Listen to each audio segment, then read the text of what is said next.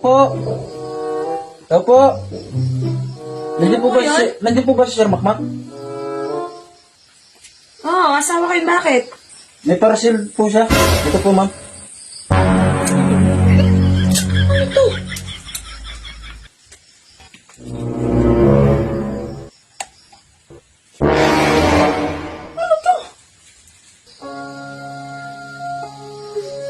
Ano yun?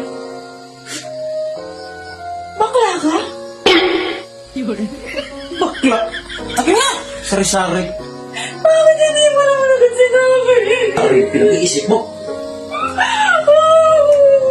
Dumi na yung isip. Ba't hindi mo agad sinabi? Maiintindihan naman kita.